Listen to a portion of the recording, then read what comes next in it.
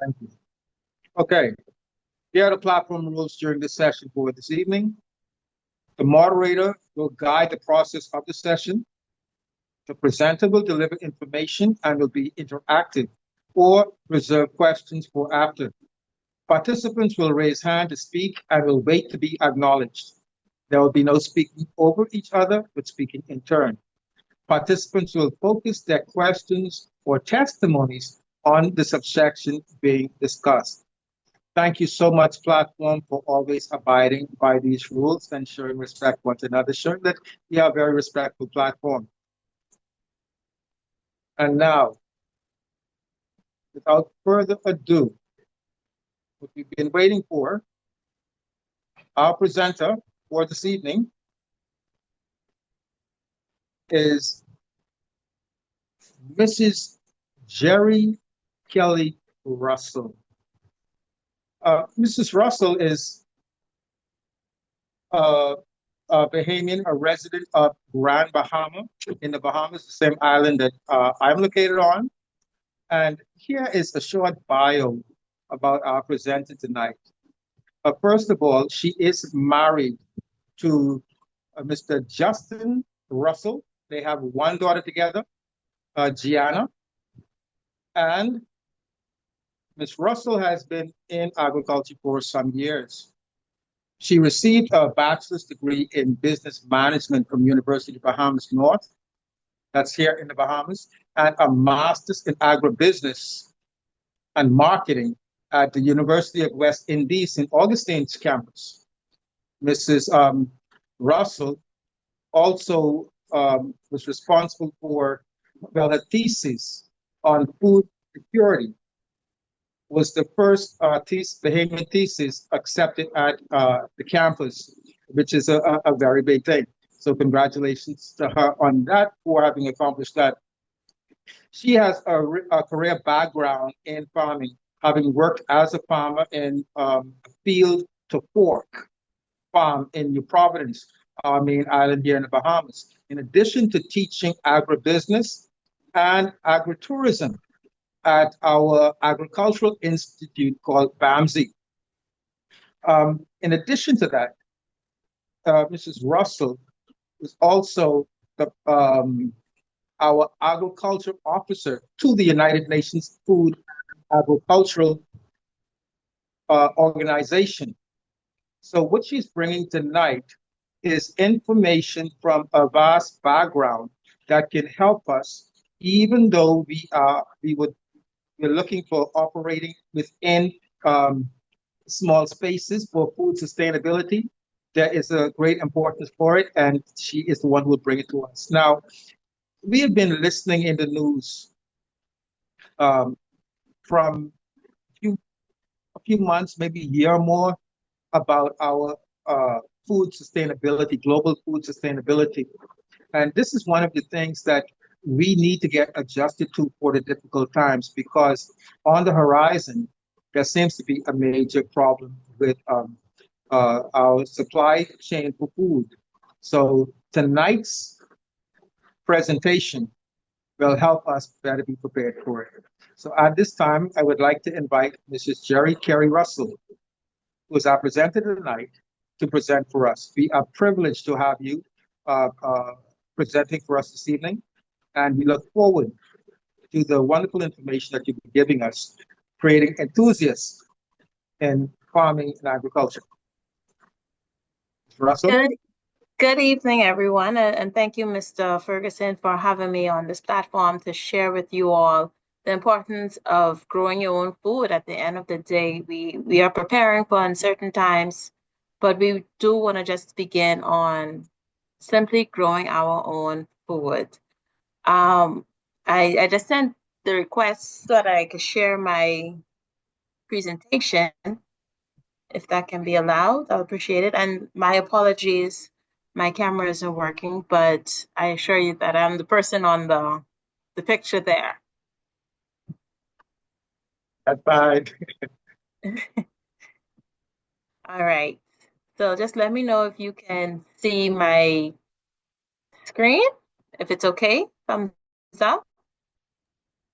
All right. So once again, thank you for having me. It's a pleasure to always speak on growing, farming, production, the food system in itself. We are facing some challenging times globally, but we can do our part to combat it. All right.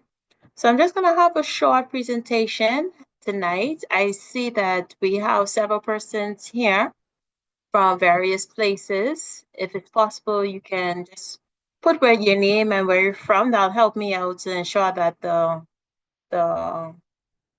like I don't can you still see my screen?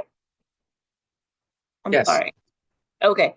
Yeah, just put your where you're from in the chat. That'll help me out so that I could tailor my speech towards other persons outside of okay, we have Orlando, Florida. I just was there about a week ago with my family celebrating my birthday. So planting for the future, adjusting to difficult times with raised bed gardening. So I am the managing director, along with all of the other items Mr. Ferguson listed. I'm the managing director of Island Manor Farm Store. We are the first and only farm store, online farm store here in the Bahamas, providing farmers and fishers with supplies, training, and technical advice across all islands. And it is important because with the Bahamas, we are an archipelago of islands. So what we experience in the north, climatic conditions, they do not experience much so in the central, southeastern, and southern islands. So the technical advice given in one place differs greatly across the island. And so we have farmers more or less trying to do their best to grow. Our farm store, we are based on the pillars of sustainability. We aim to work towards achieving an inclusive Bahamian food system. And the word there, inclusive, talks about not just growing, but throughout the entire food chain process. So growing, processing, how it's consumed, and also disposal waste thereafter. It is a true vision of ours, and I say ours because I may be at the forefront, but I am definitely not alone within this company. It is also, I have great support from other agriculturalists, marine fisheries persons, and family that support the movement towards a circular economy for food and nutrition security in the Bahamas. And I see we have some persons from St. Kitts. So just wanted to, I guess, further elaborate. Um, I have about 10 years experience within sustainable agriculture, integrated landscape management, climate smart technologies, public education strategies, and so on and so forth. But I must admit that I simply love playing in the dirt and being outside. And on the occasion that I met Mr. Ferguson, I was not where I was supposed to be. I was not in the store, but rather outside in the farm and checking on what we're growing. Alongside the farm, we do, if I could just go back to the previous slide, you can see here we have a greenhouse structure, as well as in it we have vertical hydroponic system. And then about a month ago, at the end of March, we hosted our first farmers market and training event. It was a free event for persons simply to learn how to grow with what they have.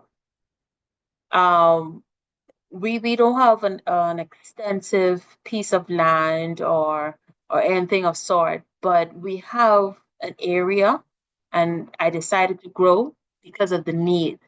There's an important, and it's almost scary how we can be in a food shortage at any moment, at any time. And I'm not speaking just on the Bahamas, but the rest of the Caribbean. We've seen it before in the past year where there was a strike in the US and the supply chain was compromised, or there were outbreaks in, for instance, bird flu, and the prices of eggs went up, and that put persons at a frantic and they panicked. We don't want to be put in that place. We were blessed with the land, we were blessed with knowledge, and God gave us dominion over the earth, so we can grow and we could put ourselves in a better position to have food freedom. So I don't want to preach on it, but I want us to just jump further into the topic. Why do we grow? I have a list here, but please feel free to open up your mics. I love when persons are interactive. So we have Georgia, USA. Is that Georgia? Miss Numi, please tell me, why do you grow? Or do you grow? Just open your mics. No, I do not grow. Would you like to grow? Yes, ma'am. And what is stopping you from growing? Well, right now I live in a complex, so I don't have any yard. Okay. What are your thoughts on pots, or indoor small kitchen gardening, just to encourage herbs, to growing your own fresh herbs? I have been looking into that, but Mm-hmm. I'm believing that Abba is moving me into an area where I will have a little land to plant. Well, I believe that as well. And when you do have that, plant an aloe plant. Aloe is good, is a good medicinal plant. And Mm-hmm. I believe every household should have at least an aloe plant. You can't go wrong with that. Okay. Okay? Mm-hmm. Yes. So we grow due to the rising food prices. Just to be on topic here a little bit, I talked about the supply chain uncertainties and health challenges. We've seen an increase in health issues. And the best way to combat that is growing your own foods. You're able to grow healthier, tastier foods, improve in food quality. Also, it adds a diversification to your meals. Um, we in the Bahamas here, on some of our islands, we don't have access to certain types of fruits and vegetables. And when we do have access to them, we have a lower grade. So when we grow our own foods in our yards, when they're seasonal, they're more nutritious. And we were able to supplement on the micronutrients, also the macronutrients that our bodies need.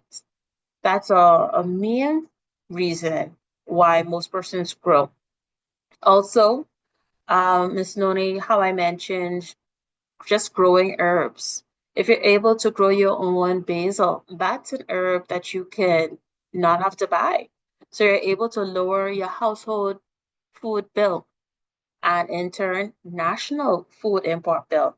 For the Bahamas here, we import about 90, I want to say 99%, but it's actually 95%. Sometimes it feels like we import everything and more, from not just the US, but also the Caribbean region. But once we begin to grow, that will help to reduce our food import bill, because it places another strain on our GDP and our economy as a whole. So when I talked earlier about supporting the circular economy, ensuring that we have food and nutrition security also helps with our economics as well on each individual islands. Growing brings a sense of community, and here I am. I am with you all. This is a new community for me.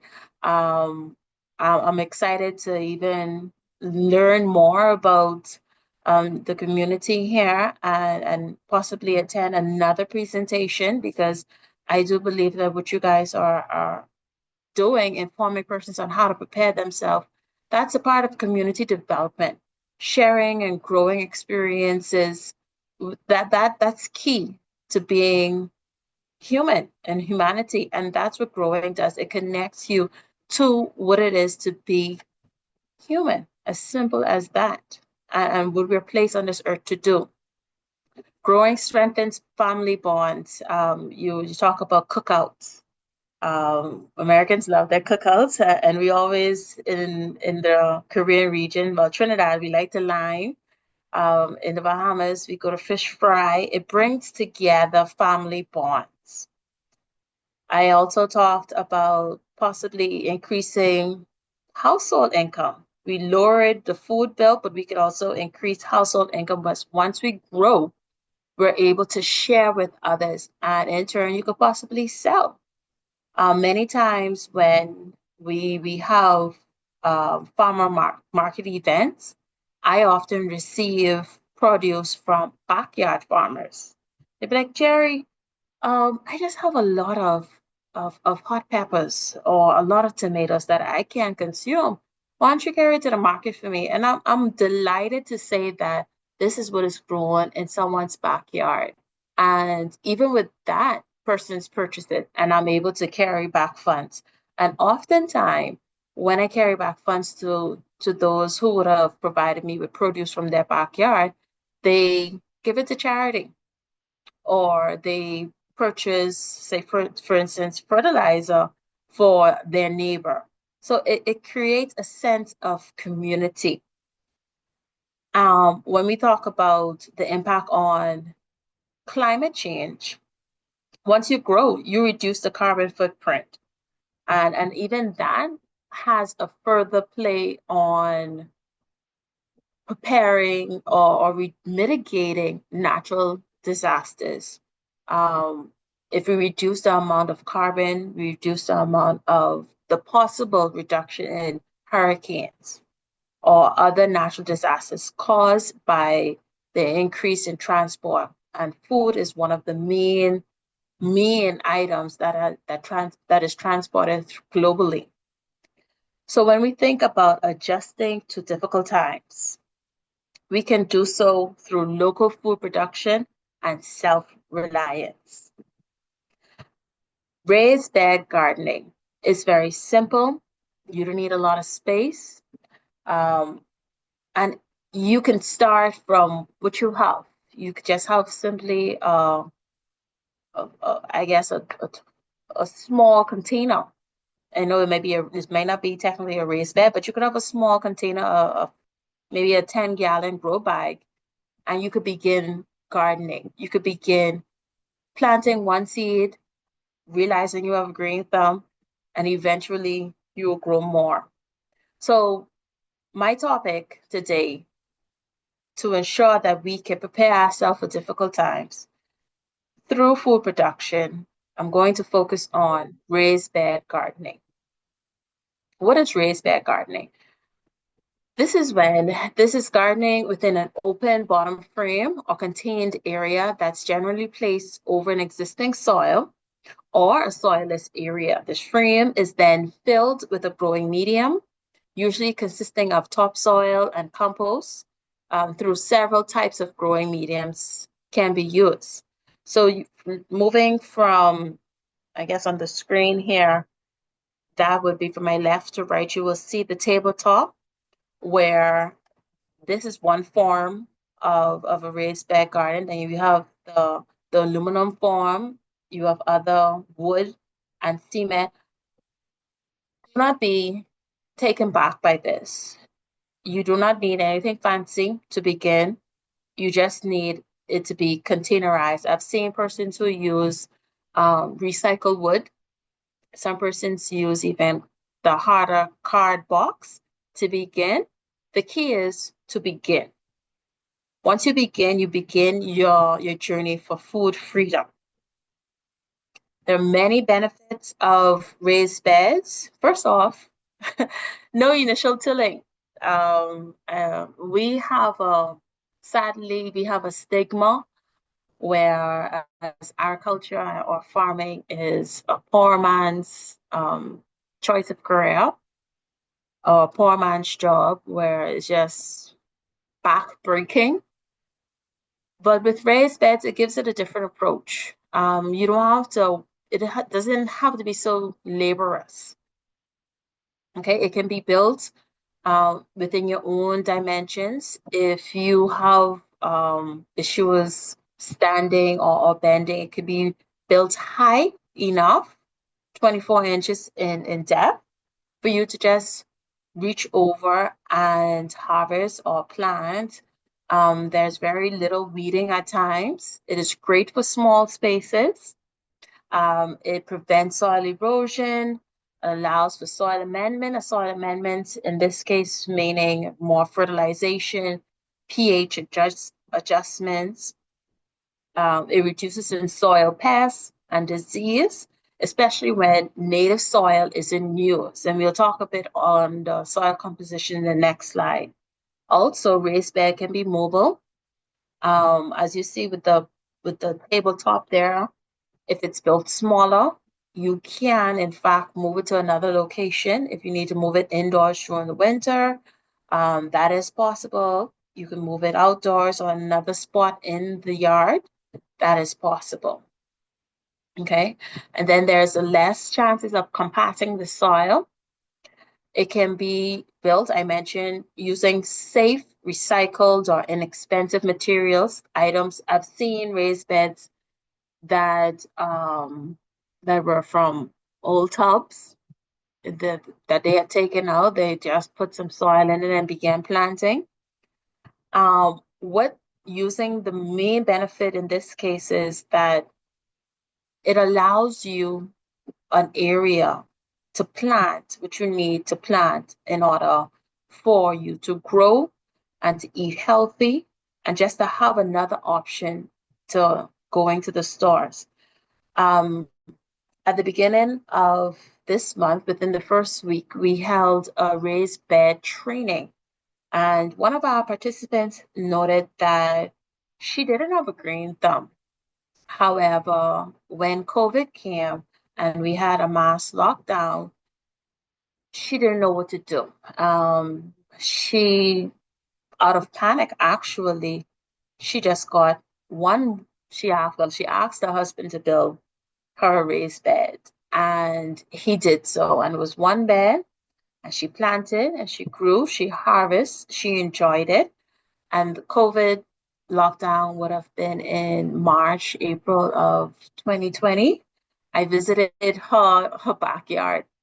There's barely a backyard now, and she had about 30 raised beds, just growing multiple plants, different varieties, and she just found a new passion. She said that her health even improved. She was able to reduce her something with a diabetes, the ACL or something of sort. She was able to reduce it and be able to control her diabetes a bit better because she simply had a greater access to healthier foods. So I just said that to say that it's not complicated. It's not rocket science. Just make a bed, one bed at a time, and you'll be once you honestly, it's contagious. So once you get that first harvest, everything after that is just natural. Okay. Just some quick information. I will share this presentation with Mr. Ferguson. If anyone would like to look further into more of the technical information that is on the screen, uh, on how your raised bed should be. I don't want to drag it along a bit, but if you have any questions, we could always go back to a particular slide. So deciding what to grow. That is often a question for most persons. I'm just going to use the Bahamas, Grand Bahama, particularly as an example. We are in the tropics, so we have the tropical weather. We are now in mid-May, so the heat is on. We've had a wonderful, I guess, spring and a wonderful tropical winter. But we do reside within the hardiness zone. And when you're planting, check on which hardiness zone area that you reside in. That allows you to determine which plants grow within that season, and that will give you a better advantage of actually growing. and harvesting. So then your plants need to be in the best climatic conditions possible. So with the Bahamas, as I mentioned earlier, is an archipelago, a chain of islands. So our zones are range from zone 10 to 11. The northern islands like Grand Bahama and Abaco, they would be in zone 10B. And as we move southern to islands like Long Island and Exuma, they will be in zone 11 and A. That they are the more drier islands. They experience more harsh conditions where we're able to, in Grand Bahama, to grow strawberries. I am still picking strawberries. I'm very proud of that because it is not common for strawberries to be grown in the Bahamas, but they are growing. We're able to do so on islands like Grand Bahama, Abaco, and Andros because we have more cooler weathers than islands further south. Our growing season can range from early September to mid-June.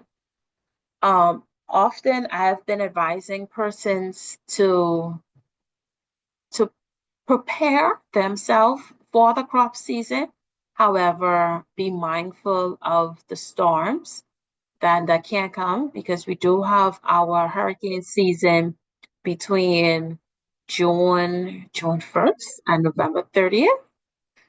Um, Mr. Ferguson can correct me if I'm wrong, but I do believe that it is hurricane season and usually, Absolutely. yes. So usually the high activity is usually between September and October. Nonetheless, we have faith that nothing will happen. So we plant our seedlings during that time in early September and begin planting in the soil in the raised beds by, I would say, mid-October, so we can have a good season. So once again, I would just reiterate when deciding what to grow, look, you could Google it. What is the hardiness zone of your particular area? So some suggested plants that can be grown to give you an idea of what could be grown in raised beds. We have root vegetables, sweet white potato, beets. We've grown lovely beets this year in our raised beds, radishes. You have leafy greens, which is really important. If anything is ailing you, just eat some dark leafy greens. Okay. The darker we always say the darker the berry, the sweeter the juice. And that might be said differently in the Caribbean region or some parts of the US, but that is true. It holds more nutrition. So the darker the leafy greens, the better. You can also grow cucumbers, onions, garlic, green onions, basil, rosemary. So even melons, baby watermelons could be grown in raised beds. So it's just a consideration of what you like to eat or what you need to eat to improve your health. And then you can decide what should be grown in your raised beds. Okay. How it's grown, how it's mapped out in the raised bed also is of importance. And anytime you could send me an email and we could speak. I'll also put up my contact information. I'll talk for days on planting. So moving forward, I am open to persons if you have further questions. All right. One note here, I would say, while planning for a garden, it is best done at the end of a growing season. There is no time like the present to start and plan a future garden. So whether you have the space or not now, still on your free time, just map it out. Google what can be grown in the area where you want it to be grown and begin to think about it. And rest assured, if that is the desire of your heart, you will be granted. So when we talked earlier about soil, soil is more than just dirt. We look at the macro, the microbials all of the nutrients that are in the soil. Soil is key in growing. That is our anchor. We're able to draw nutrients from it. It allows water to the roots. It contains air. There are there are 6 general soil types with their own unique properties. You have sandy soil, clay soil, chalky soil, peaty soil, loamy soil, and slitty soil. Okay. In the Bahamas, another negative comment we often hear is that the Bahamas does not have good soils for growing. In some ways, that may be true. However, when there is a will, there will be a way. Our soils are characterized based on the alkalinity, just natural limestone that is contained within it, along with, so they have a high alkaline due to the presence of the calcium carbonate, which can affect how the plants uptake the nutrients. So we ourselves, we have to, in the Bahamas here, we have to amend our soils. We have to ensure that we're constantly adding fertilizer to our soils. And that is one thing when you're preparing your raised bed, you would know specifically what is in your raised bed based on your soil composition. So you're not depending on your native soils. Okay. Every backyard may have different types of soil. With your raised beds, you're able to make soil. And there are several different combinations that you can do. I have here just an example of, you can use compost, coconut coir or peat moss with perlite. You could also use topsoil, compost, perlite, or vermiculite. Now, what that does is to ensure that your soil provides a fluffy, is what we would call it, a fluffy foundation that is aerated through the perlite and vermiculite. The cocoa coir and peat moss also provides a strong foundation for root development as well. And then, of course, you need your nutrients, and that can be obtained from compost or worm casting, or if you would like to use an organic, slow release, balanced, or another synthetic fertilizer as well.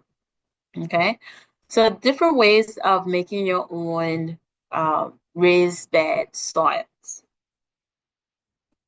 I spoke about having the need for amending your soil and conditioning it. Nutrients in the soil are finite. So once you have a plant and it's planted, it draws from the soil, depleting it. And often when you have raised beds, once you harvest, you will have to replenish or allow the raised bed to rest a bit before you replant, is what we call it. In that case, you have to ensure that the soil health is good. It has the right amount of NPK, that's nitrogen, phosphorus, and potassium. The nitrogen helps to grow leaves. The phosphorus helps to produce healthy flowers, buds, roots, and fruit. And then the potassium helps to sustain overall plant health. Once you're able to, your plant will always tell you what it needs. And 9 out of 10, it's more than likely one of these 3 key elements. Again, that may be too technical at this point for this presentation, but I am open for further questions. Just to give you an idea, for those who may be within our zoning, for our friends in Orlando, you're close to our zoning, I think that might be like an 8 or 9. There are some summer crops that you can think of. We have okra, cucumber, watermelon. Oh, the summer is coming, and what is the summer without watermelon and mango, of course? But definitely watermelon, carrots, corn, pumpkin, beans. These are some crops that can be planted now. You also have companion plants. Companion plants are plants that help with the growth of your main crop, helping in the sense of mitigating pests, mitigating certain diseases as a repellent, or helping in the sense of providing nutrients to the soil to further support the development of your main crop. Then there are also plants that do not help with your crop. They either deplete your nutrients from the soils of your main crop, or they attract certain pests, and so on and so forth. So they do the opposite of companion plants. I think it was in the previous slide when we talked about nutrients. So all of this is in line with planning and planting. Okay. So your successor crops after you would have harvest your main crops this summer, thinking about fall crops, you want to ensure that your soil health is good again. And some crops are best, and we consider them to be successor crops because they are best to be grown following your main crop, because either they help to replenish the soil with certain nutrients, or they don't use much of a particular nutrient that the previous crop did, allowing the soil to then, and the microbials to further replenish itself. So these are things which you should consider moving forward. It's a cycle. So we have our seasons, and in planning for the summer, you plan for the fall as well, once growing conditions allow you to. And in that way, you continue your food freedom journey. Also, I would say eat within the season. We've been conditioned now to expect bananas or full certain items all year around, and it's not often for our benefit.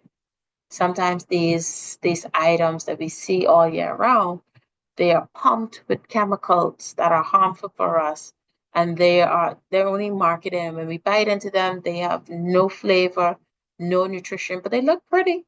Okay. But eat within season, and you receive the best benefits from the items that you consume. And that concludes my presentation. These are some of the crops that we've grown this season. As you can see, my strawberry, again, I'm very proud of it, even though this one here was bitten by a bird, I still consumed it. Okay. But we have some okra there and beets, our romaine lettuce in a hydroponic system. So plant now, prosper later. Just a few final thoughts. Raised beds make gardening accessible and reliable.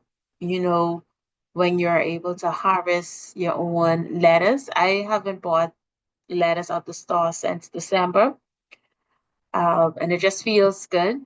Uh, Another final thought is every small bed is a step toward food freedom.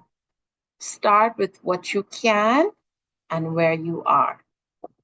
And you could always take my contact and check out our website and our socials. Thank you so much. Any questions? Wonderful, wonderful, wonderful. Thank you so much, Mrs. Russell. Um, Very, very informative.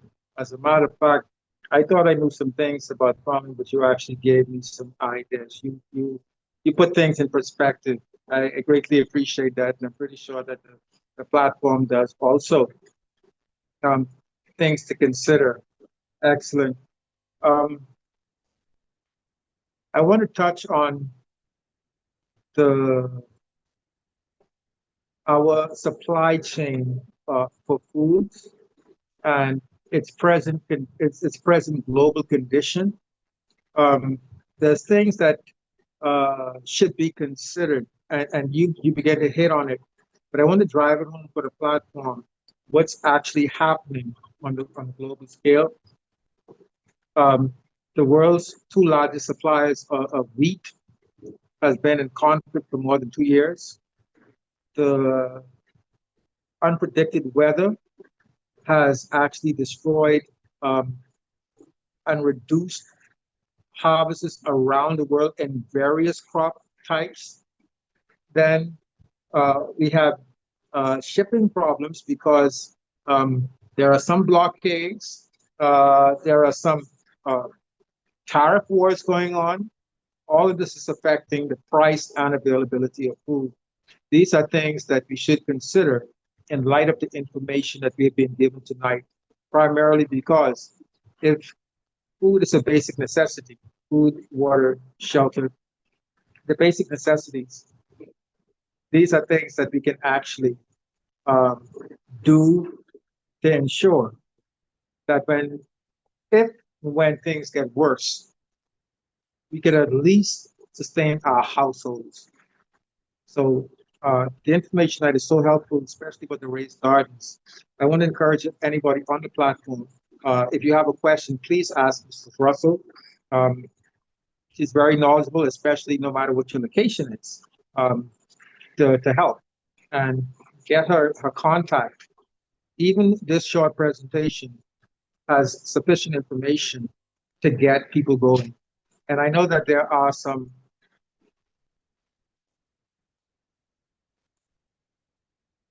I'm very sorry. Thanks. Somebody interrupted me because of the device I'm using. I can't see the hands raised. So if there's a question, please. I'll pause there. Just go right ahead. Good evening, Ms. Russell. The presentation was very informative. Thank you. I actually started planting out here myself in Orlando, Florida, using tubs, and then I cut 2.5 inches out for water drainage, and I planted squash, um, zucchini, cucumber. I did lettuce. I did collards, all these things. But we've been having like a heat wave out here. And I'm not sure if I overwatered or underwatered because one, some of the leaves are turning yellow. And then two, on another bed, some of the leaves are wilting. So I'm not quite sure if I've done something wrong or is it just the heat that's causing this? It's definitely the heat. It doesn't sound as though you're doing anything wrong. Um, but be mindful of overwatering a bit. The squashes, they take a lot of water. So if it could be the heat and you may think that you're not watering enough, or you may be watering. So it's a fine line because what we're facing, because we just had to take up our cucumbers because when you have too much water, you attract a lot of pests and they come with diseases as well. So look out for those as well. Mhm. But if you aren't watering sufficiently, you will see the yellowing. Okay. So it's a very fine line at this point with Okay. cucumbers. Okay. Do you see some browning with the yellowing on the leaves as well? Um, on the ones that so one bed is had the cucumbers, the zucchini and squash. Those Mm-hmm. had like yellow and it tinged with green and then maybe a little bit brown on the edge, but then another bed had more brown on that. Yeah, okay. Okay, so at this point, watering, but still be mindful of it. And when you're watering, do not Hmm. have it, do not water over it. Give it a soil-based watering. You understand that? So water more on the soil level. Okay. Yeah, not just from like a top spray. So I have a watering plant with with the or watering bucket with the hole. So should I spread the leaves and then put it directly inside to the soil? Is that what you recommend? Yes, directly Okay. soil level. Yes. That'll be best. Okay. I'm gonna take some pictures and I'm gonna send them to your email just Yeah, to see Oh, You could look WhatsApp, at them or that's WhatsApp. fine. Okay, perfect. Okay, not a Thank problem. you. Thank you You're so much. welcome. Wonderful question. My apologies, Lathon, for I wasn't ignoring. I just couldn't see the hand raised. But wonderful question, and glad that you got the response that you needed. Do we have any more questions for Mrs. Russell?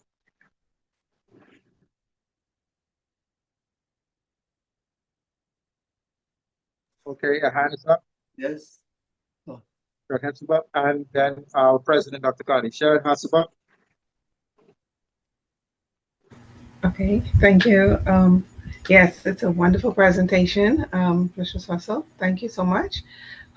What about uh, planting in buckets?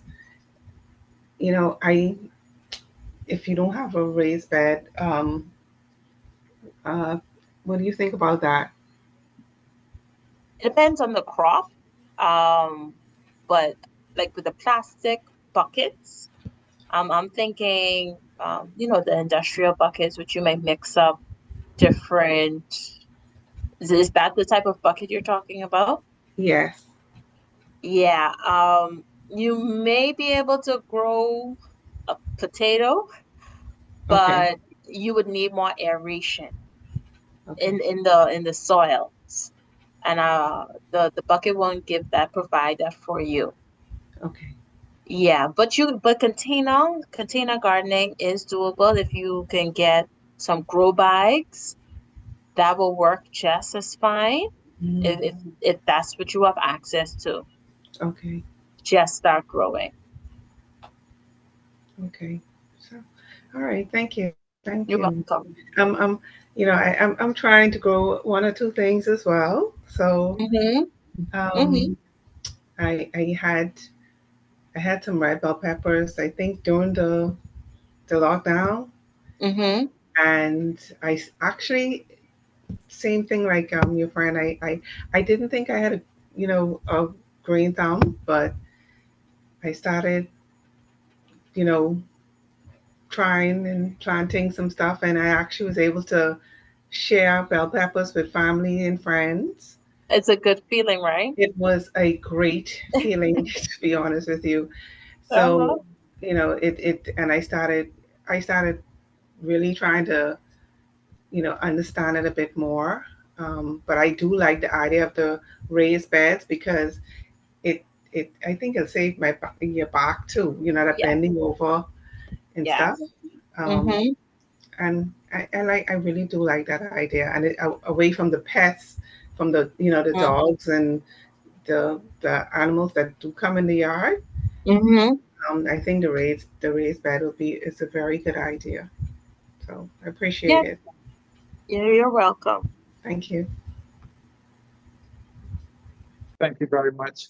And I must admit, she has developed a green thumb beyond her wildest dreams. Um, and that's my wife, and she has been doing a good job um, in the garden. Dr. Cardi, this is our president, Dr. Cardi. good night, good night, good night. And thank you very much, Mrs. Russell, for your presentation. I think, okay, let me just um, show my face for a second. Okay. um, yes, thank you very much for your presentation. And I rather like the whole idea of encouraging raised beds, especially for individuals who may not have yard space. Because I think it was the lady from the US, I think it was her who mentioned that she was living in what it was, a complex or something like that. And what Yes. came to my mind was, I wonder if she has a veranda that she can use, to make a raised bed. So when you mentioned it, I thought, yes, excellent. So for here in St. Kitts, most individuals have a backyard. Yes, we do have some individuals who live in apartment complexes, but most of us have backyards and we do backyard gardening. And I think for those of us who do backyard gardening, it makes it easier to keep our produce as toxin-free as possible. So my question to you is, on a commercial scale, how much emphasis do you place in your country on organic gardening so that we do not have, that many toxins in the foods in terms of herbicides, pesticides, fungicides, etc.? Well, we place great emphasis on that. We try to encourage integrated pest management, where you look at first when you notice a pest, you have your constant inspection. Different tools like yellow tape what could be used to first so you can identify which pests are in the garden. Um, with that, you have the physical removal of certain leaves. Like if you have a leaf miner as a particular pest, you can remove the leaf or just ensure that the area is clean. So you have different ways of first mitigating. And then, of course, naturally, the pests still will come and they have a very aggressive life cycle. In that case, we advise then companion plants. As I mentioned, with the main crops, you could utilize those companion plants to help repel. So you look first manually what could be done, then you use natural ways. You encourage natural pests like ladybugs. They are very friendly for your garden. So if you see a ladybug, do not harm it.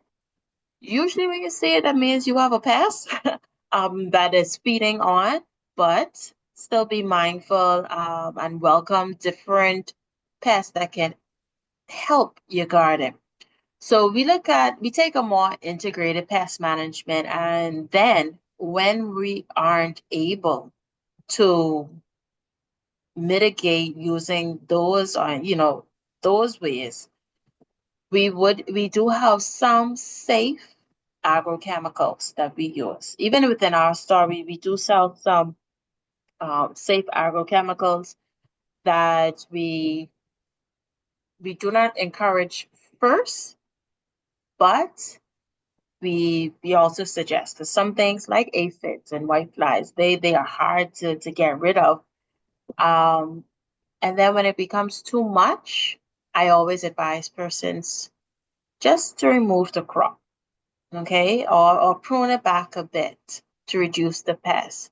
I would rather a person lose a plant rather than put on so much pesticides, herbicides, and then have to consume it. So that is our approach. We try to talk to persons to see what's happening in the garden, help them through each stage. And then if we just have to remove the plant, then we'll have to remove the plant to reduce the pest infestation. That is always the best way. So it's different levels to ensuring that you can manage such certain issues. I hope that helped. Yes, thank you very much. Thank you as well. Okay, very good, very good. Do we have another question for Mrs. Russell or somebody with a garden who wants to talk about their garden, get some growing tips?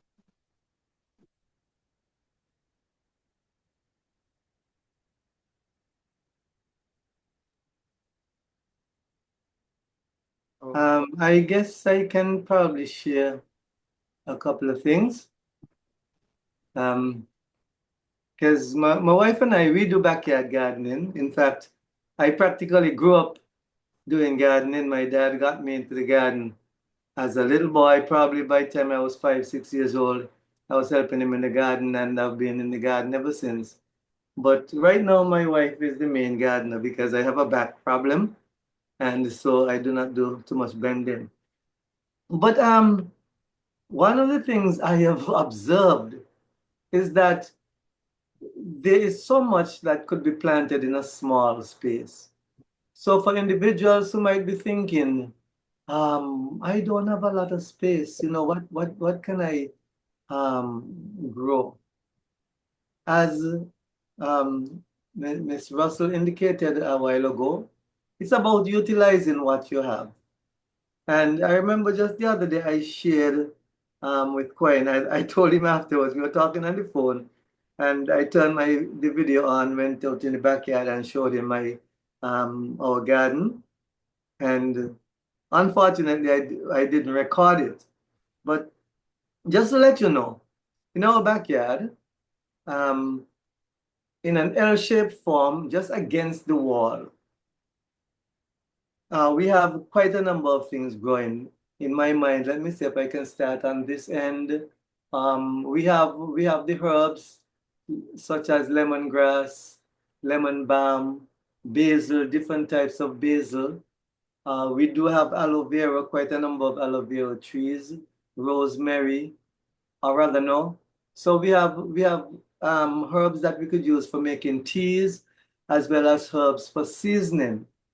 And while most people, and we do have tarragon, I mentioned oregano, and while most people use, say, the sages and the lemon balms for tea, and they would use tarragon and oregano and so forth as seasoning for food, guess what? I also use basil and lemon balm as seasoning. In fact, I find them great with scrambled eggs. Just cut up the leaves and put it in some scrambled eggs, and it tastes awesome, just like using herbs and thyme. One area of the garden, however, we were forced to fence because we have some interesting pests here, some very large pests called monkeys, and they will just raid your garden. So things like, what do we have inside of that fence? We have cabbage, peppers, tomatoes. In fact, right now on a daily basis, she just comes in with bowls of cherry cherry tomatoes, those nice small tomatoes, very tasty. Eat them raw just like you eat in fruits. We have those in the fenced area. So they're cabbage, not zucchini, what that is, squash. The herbs, what you call chives, also have to be in the fenced area because I'm surprised at how monkeys are attracted to chives. I couldn't believe, and they are that very aromatic kind of smell, but the monkeys just pull them out and eat them. Very surprising. And kale and celery and those things she has in the enclosed area. But outside is where we have most of the herbs. And well, the pumpkin is growing outside as well. We have a nice big pumpkin tree just running. We try to control the growth of the pumpkin tree. So we are hoping to get some pumpkins in a little bit. So and it's not a very big space, but we are utilizing it to grow as much of our food as we can. Sometimes she does lettuce, other times she does carrots. So it just varies depending on what she wants to plant, at one point in time or another. And my support system is mainly with the composting. Madge prefers to use the commercial compost, but I have always liked natural compost. Years ago, I would make the compost mainly from the grass that we would cut from the lawn instead of throwing it away, keep it in heaps and water it and turn it and so forth until it returns to dust.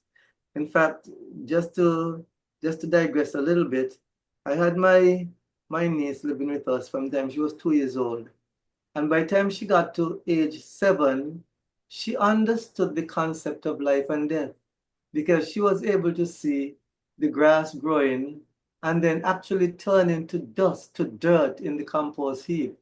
So I was able to use that as an object lesson to teach her, that very important concept of life and death, that we are created as we are, but when we die, we go back to the dust that we came from. And so, so I prefer that kind of organic composting. And right now, my focus is on composting orange skin, tangerine skin, banana skins. So, because I eat fruits mainly in the night, and we have lots of skins, that so I save them for a while, then cut them up, put them in the compost. So we have a good heap going in the back now, and I have about 3 bags of skins in the fridge. So during the course of this week, I'll be cutting those up and adding them to the compost heap, so that it takes a little bit more time to actually get the decomposition taking place. And I think that is why, Madge would prefer to just go and buy a bag of commercial fertilizer. No problem, it helps, but citrus, especially orange, tangerine, grapefruit skins, I find that, they produce very good compost. And I think there has been research over the years to showing that citrus is extremely useful in the soil. So just thought I'll share that for a little bit for those who might be interested. Thank you very much.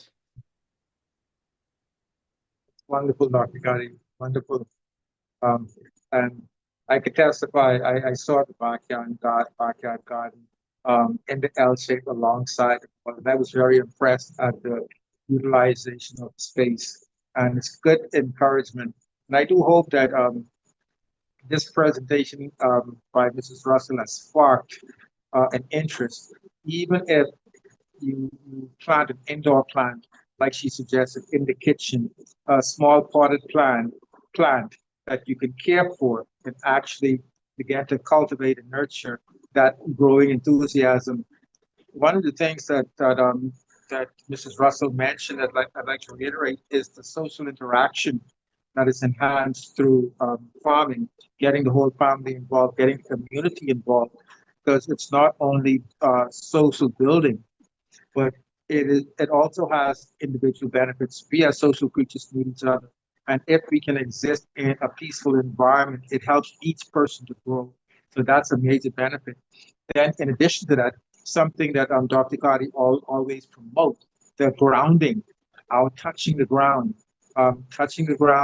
with barefoot with our hands, we are still benefiting from the electromagnetic flow that comes through the earth. It comes through our body, stabilizing our own electromagnetic flow. So you get all of that from gardening. Then it's a natural stress reliever. It's good for stress management. Anyone who does gardening can tell you that it reduces stress. So, and not to mention that even while you're playing in the dirt, you are getting good microbiomes, good gut bacteria into your body. You're not eating it, of course, but you're still getting it from just playing in the dirt, which enhances your health. So there is so much benefit to the farming that we should all be encouraged to start at some point, even if it is with one plant, as Ms. Russell suggested. Now, I am excited. I hope everybody else is. And just one before, give everybody an opportunity to ask a question or to say something. Before we close, we will have Ms. Kelly Russell, post her contact information so that everybody can get it. Remember, she can actually help you set up.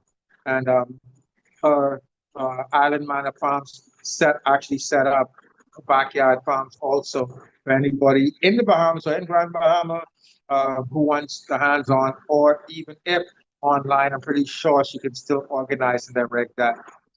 So, do we have any more comments or questions? Yes, I have one quick. Oh, sorry. Yes, sure, Alia, and then Dr. Gotti again. Good evening to the platform. Good evening to all. And good evening, Mrs. Russell. Thank you so much. This is a very informative presentation, and I am also on the island, so I will look forward to meeting you in person. I do have a question. I am actually a backyard farmer as well, more on the beginning side. And what I am encountering, especially when it comes to those little cherry tomatoes that Dr. Cardi just referred to, I have these little red bugs. I haven't identified them as yet, But that along with another set of bugs. Now, what I have been using, because I don't want to use no commercial pesticides, I do also have lemongrass, which we know as fever grass. And what I do is I cut that up and place that in a bottle for the time being and add some water and let it sit for about maybe a day or two. And when it draws from that, I strain it and put it into a water bottle. That has helped to reduce these little bugs so far. Then I also started using my orange peels instead of just throwing everything, because I do have compost in my yard as well. I use that as well to place in water and strain as well. And I find that that is also helping me to reduce some of the other little pestilence. Now, do you have these as your any on or your list of perhaps natural pesticides? Do you have any of these? Do you know how effective these truly are? Because I just placed it in because I watched a video and I want to try it myself. So I can say from my end, but do you have those as perhaps natural pesticides on your list? So I am familiar with those red bugs. They want to look like ants, but not really ants. Like I know which bugs you're talking about. I've had them on my cherry tomatoes as well. Um, those items I would also include cayenne pepper. That is another one that you could try. They will reduce the pests. However, these pests are also resilient too, and they adapt as well. So those remedies, they do work occasionally, but if you see that the pests are becoming more aggressive or it's not being effective, then they aren't working. Okay, and you have to be consistent with spraying them on as well. So looking at early mornings, cooler evenings, and that is difficult in itself because we aren't having cooler evenings. You see? So that just gives the chance for the pests within their life cycles to blossom and flourish even more. But yeah,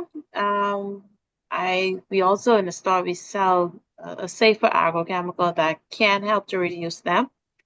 Uh, and you could determine whether or not, because for us, our cherry tomatoes, they died back.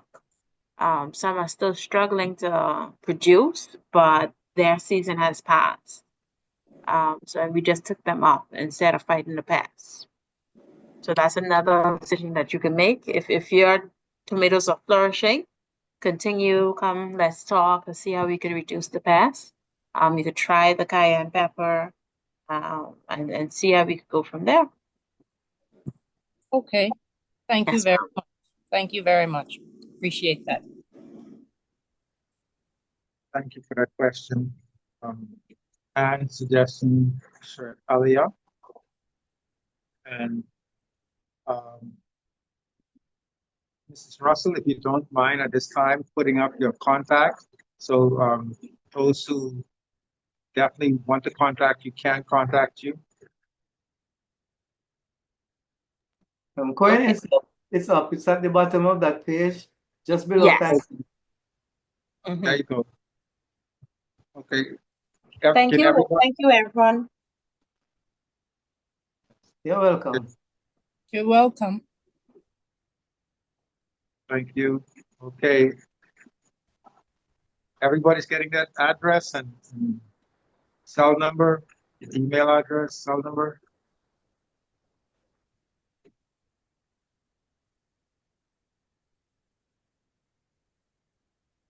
Okay.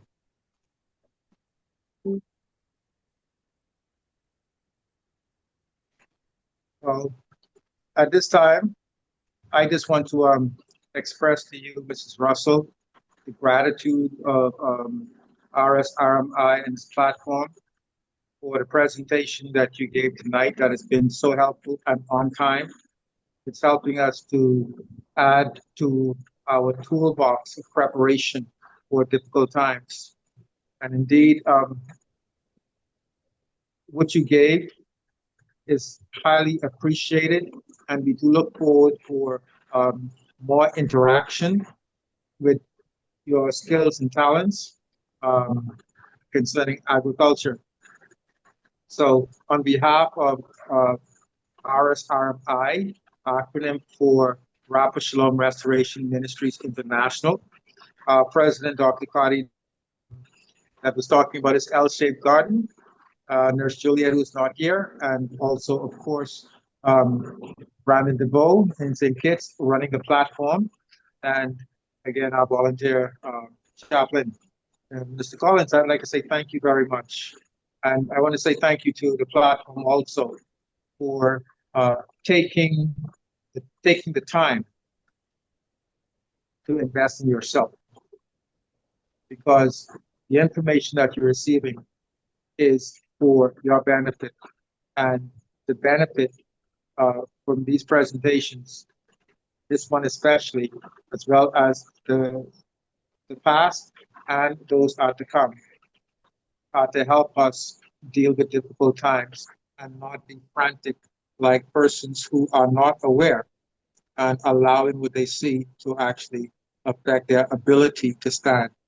Most of all, let us always remember in all our preparation, unless Yahweh Most High builds the house, the laborers labor in vain, and unless He watches the city, the watchman rises in vain. So all of our plans are put in His hand, and our preparedness is in His hand, so that it is available when the time comes and He causes it to manifest. So once again, I want to thank everybody for being here this evening, and we do look forward for part 4 coming up in 2 weeks. And I don't want to speak ahead of time, but I do think that is our President, Dr. Cardi, teaching us or encouraging us in ways of mindfulness to combat stress that is increasing on I wouldn't say daily, an hourly basis. Natural ways to deal with it, the mindfulness. So until next 2 weeks, on Tuesday at 8 p.m. Yes, Dr. Cardi.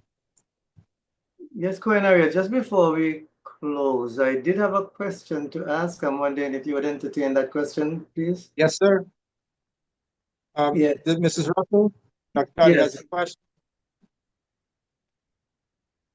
Yes, go ahead. Thank you very much. It's a question about consumption, and it relates to the beets. Lots of people love the beets because of the benefits of the beetroot. In your experience in Bahamas, do you find lots of people eating the beet greens? And if not, are you emphasizing the use of the beet greens?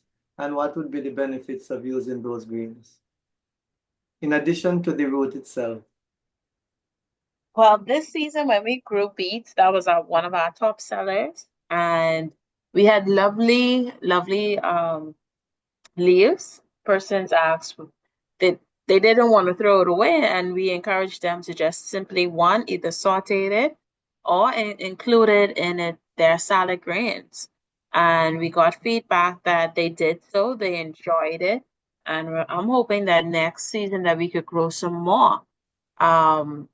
They are rich in, I believe, vitamin B, the B complex, and iron, I believe, when you look at the dark leafy greens.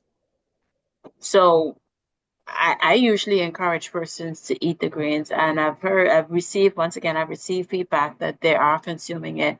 So when you grow, you also have to change persons' concept of how they eat as well. So a lot of persons don't know what's best for them simply because they didn't have access to it through the food stores.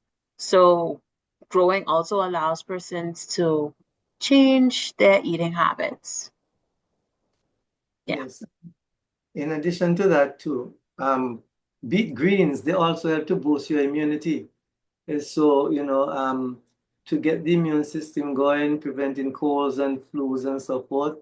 Beet green, good for that. Low in blood pressure.